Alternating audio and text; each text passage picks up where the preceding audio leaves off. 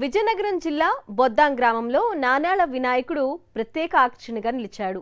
Challenge youth ఆధ్వర్యంలో 25,000 రూపాయల విలువ చేసే రూపాయి కాయిన్లతో స్వామివారి విగ్రహాన్ని తయారు చేశారు.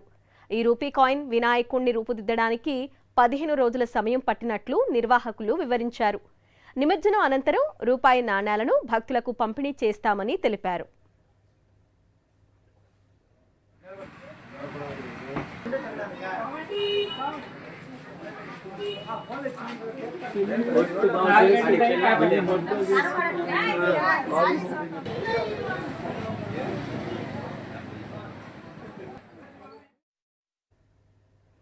జగిత్యాల జిల్లా కోరుట్ల పట్టణంలోని అల్లమయ్య గట్టు ప్రాంతంలో ఏర్పాటు చేసిన వైర్ల గణపతి పలువురిని ఆకట్టుకుంటుంది.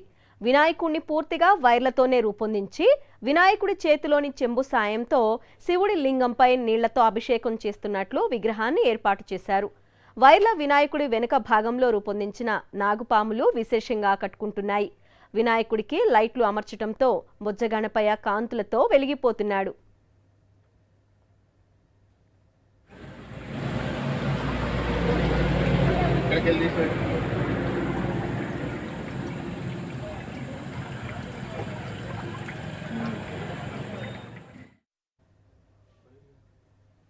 గణపతి నవరాత్రుల సందర్భంగా కాకినాడలోని జగన్నాథపురంలో ప్రతిష్ఠించిన చాక్లెట్ వినాయకుడు ప్రత్యేక ఆకర్షణగా నిలిచాడు.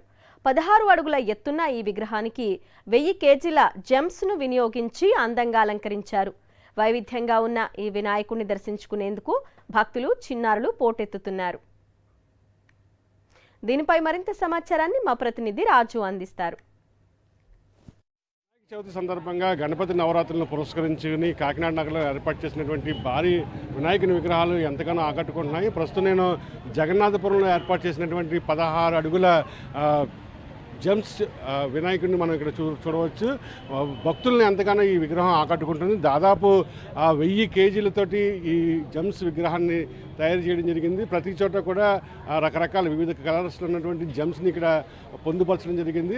ముఖ్యంగా భక్తులతో పాటుగా చిన్నారులు పెద్ద మొత్తంలో ఇక్కడికి వచ్చి స్వామివారిని దర్శించుకుని తమ సెల్ ఫోన్లోని జెమ్స్ విగ్రహాన్ని బంధిస్తున్న దృశ్యాలను కూడా ఇక్కడ మనం చూడవచ్చు. ప్రస్తుతం కొంతమంది నిర్వాహకులు వార్త మాట్లాడే ప్రయత్నం చేద్దాం. చెప్పండి, ఈ విగ్రహం యొక్క ప్రత్యేకత ఏంటి? ఎన్ని రోజులు పట్టింది? విగ్రహం పర్యావరణ పరిరక్షణలో భాగంగా మేము ప్రతి సంవత్సరం కూడా మట్టి విగ్రహంతో తయారు చేసేవాళ్ళం. అలాగే జనాలు ఇంకా ఆకర్షితులై పందిరి వద్దకు వచ్చి తండోపతండాలుగా వచ్చి దర్శనం చేసుకునేలాగా మా కమిటీ వారు అందరం కూర్చొని మేము గత 3 సంవత్సరాల నుంచి ఇక్కడ మన వినాయకుల్ని స్పెషల్గా తయారు చేయడం జరుగుతుంది. సుమారుగా ఇది 800 కేజీలతో సుమారుగా ఈ విగ్రహం తయారు చేయడం జరిగింది. అలాగే ప్రతి సంవత్సరం కూడా కొత్తదనంతో ఆలోచించి మా కమిటీ వారు ఇక్కడ చేయడం జరుగుతుంది. గత 2023లో నవధాన్యాలతో ఈ విగ్రహం తయారు చేసాం. తర్వాత పంచదారతో 2024లో పంచదారతో తయారు చేయడం జరిగింది. ఈ సంవత్సరం పిల్లలు ఎంతో ఆకర్షితులైన పిల్లలతో జెమ్స్ చాక్లెట్లతో ఈ సంవత్సరం తయారు చేయడం జరిగింది. 16 అడుగుల విగ్రహం. సుమారు 7 రోజులు పట్టిందని విగ్రహం తయారు చేయడానికి. చీరాల నుంచి కళాకారులు వచ్చారు. మా కమిటీ వారి సహకారంతో చీరాల నుంచి వచ్చి కళాకారులు తయారు చేయడం జరిగింది. ప్రతి వారం రోజులు పట్టింది విగ్రహం తయారీకి. వారం రోజులు పట్టింది. చెప్పండి, ఈ విగ్రహాన్ని చూడడానికి ఎక్కడెక్కడి నుంచి వస్తున్నారు? భక్తుల నుంచి స్పందన ఏంటి? విగ్రహం చూస్తున్నారు? చాలా దూరం నుంచి వస్తున్నారండి.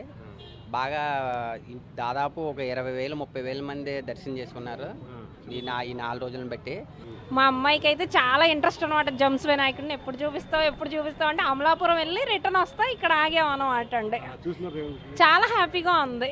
దాదాపు 1000 కేజీల జెమ్స్ని వినియోగించడంతో ఇక్కడ భక్తులే కాదు చిన్నపిల్లలు కూడా ఈ విగ్రహం అట్రాక్ట్ చేస్తున్న పరిస్థితి ఉంది. సెల్ ఫోన్లు తీసి వారి సెల్ ఫోన్లో ఈ ఒక్క విగ్రహాన్ని బంధించుకుని స్వామివారిని భక్తిపూర్వకంగా ఇక్కడ ఉన్న ప్రజలందరూ కూడా ఆరాధిస్తున్న పరిస్థితులు కనిపిస్తున్నాయి. శ్రీనివాస్తో కలిసి కస్పెంట్ రాజు, సాక్షి టీవీ, కాకినాడ నుండి.